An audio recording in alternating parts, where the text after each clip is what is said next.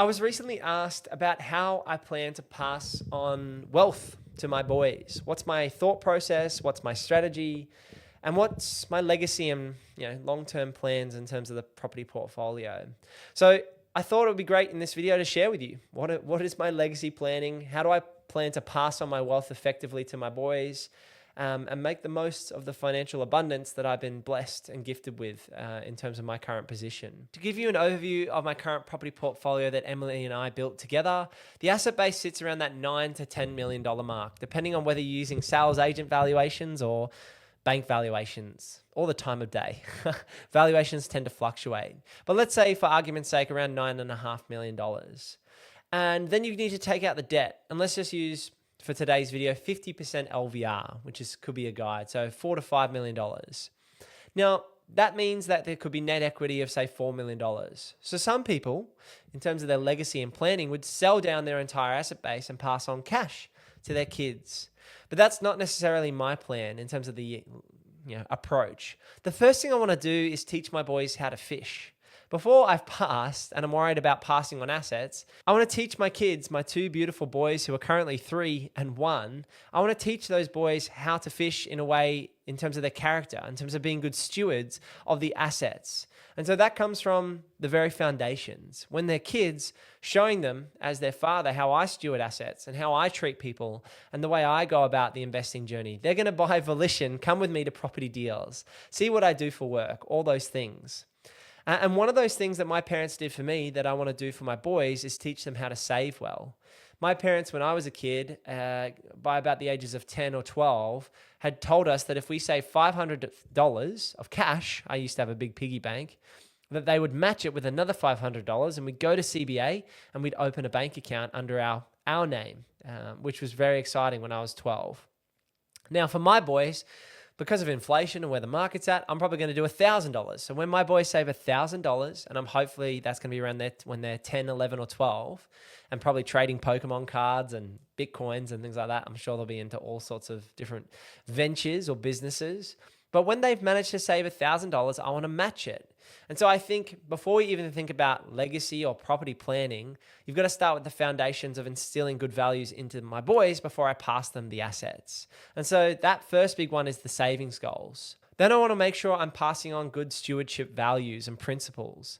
And a lot of this comes from my faith as a Christian and the way that I live my life. And I believe that God has given me a position of wealth that is a gift from Him. The knowledge and skills and resources are all gifts from Him. So stewarding wealth well means discernment. I've got a certain level of wealth now where I could go buy a very fancy car, or I could go on luxurious holidays or fly business class. But at this point in my life, simplifying and doing the basics and spending time with my kids and enjoying the little things like sunsets or playing out in the street. All those little things are far more important to me than the value of material possessions. And so that's the same thing I want to teach my boys. We've got some camping gear, which we can throw in our roof racks. And so for me, spending money on utility, so roof racks, for example, is a great example of something that is $2,000, $3,000 to have installed. But now we can throw timber fencing up there, or we can throw camping gear like the swag and the gazebo and things like that up on the car roof and go out camping for a night or two down the Gold Coast or in the hinterland in Springbrook National Park. And so those are the experiences that I want to have with my boys. I don't want them to value having a $150,000 car. I want them to value spending time with their dad, to enjoy playing their sport on the weekends, to enjoy playing music. That's something I've been doing a lot more of in recent times, sitting down, trying to learn piano a little bit and singing songs again. And like I used to be a musician. I used to play at pubs and bars in another life, it's like 10 years ago now.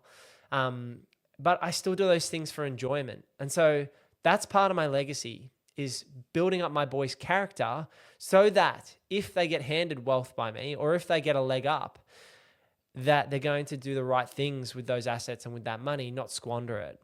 And so that leads me into the next point, which is that leg up. So my boys are going to develop and become teenagers and young adults, and they're probably going to want to break into the property market. So I as a parent, would love to be able to give them a leg up. There's a couple of ways I want to do that. So I want to give them the investment knowledge that I have to make sure that they're maximizing the use of the government grants and schemes and deposits to buy their first home. So my boys will be maxing out their super savers. They're going to be getting the 5% deposits or the 2% deposits, I'm sure, by the time they're 20 years old with the 50-year mortgage terms. But they're going to be using all the advantages they can to help them break into the market. And I'm willing to help give them a loan. I'm not going to gift them money, but I'll give them a loan of say $50,000, which they have to repay me at market interest rate to help them fund a renovation or fund a deposit to break into their first property. And so I think that's really important, is to build my investment knowledge. I'm built on my parents' investment knowledge, and that my boys, I want them to stand on my shoulders in terms of my faith, in terms of my character, my stewardship, and my wealth. I see all those things for my boys in the future. And so this leads into legacy planning and me potentially passing away one day. With Emily passing away in December 2024, my world has been turned upside down. The goals that we set in our mid-20s, we thought we had time. Investing is a long-term game. You don't make money overnight property investing or building a business. It takes years and years to see the returns that you've worked so hard for, and then they can flourish and compound over time. But with Emily passing away at 28 years old and me realizing how life can not go we don't have control of a lot of things, and life might not pan out the way we want it to.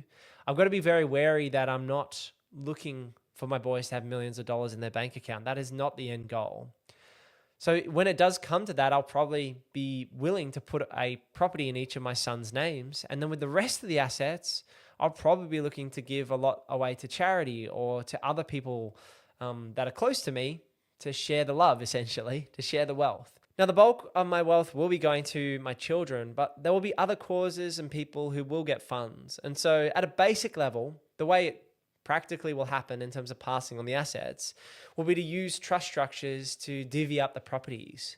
And so if a property is owned in a corporate trust and a trustee setup, this is a little bit technical, but essentially I'm going to put each of the boys as directors of their own trusts.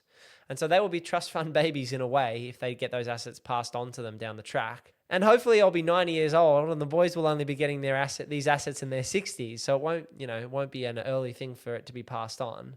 But losing Emily last year and knowing that life can happen, that's how it would happen whether I'm 90 or whether I'm 35, It doesn't really change the way the assets are passed on. They're just going to end up being directors of their various trusts or corporate trustees and trusts to control the assets that currently sit in my property portfolio. And in addition to that, some of the assets could be sold off to pay off any debt that might remain on the current assets to leave the remaining portfolio unencumbered when it's passed on to the family members. Now, I know from personal experience that there are practical things you need to do. You need to get wills in place. You need to have legacy planning there. You need to have, if I do pass earlier in my life, then my boys need chaperones or guardians and things like that in the future as well. So you need to make good plans. But I think it all comes back to the heart at why I would want to discuss this today and why I'm willing to discuss passing on wealth and legacy and planning is it probably comes back to the imparting knowledge, imparting faith, imparting good stewardship and values onto my boys. And for me, that's being a Christian. I follow Jesus. And so that's what I want for my boys. I want them to follow Jesus first.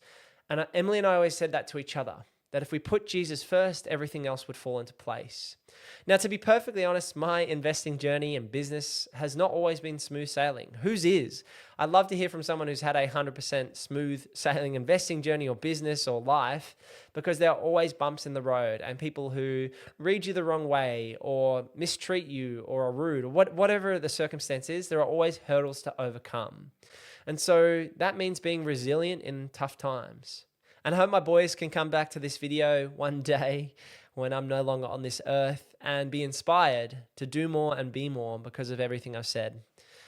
So yeah, this is a bit more of a different topic for me to discuss around legacy and planning, but I got a great YouTube comment asking for the practical outcome, and I also wanted to discuss the general timelines as well.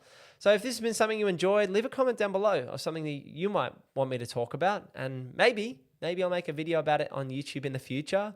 If you want to see more videos on real estate, renovating, and financial freedom, make sure you give this click over here make sure you give that a click or this a click. I don't know. Give something a click over here and head over to purposeproperty.com.au if you're looking for a Brisbane-based buyer's agent to help you buy your next property. Thanks for sticking around. I'll see you in the next one. Peace.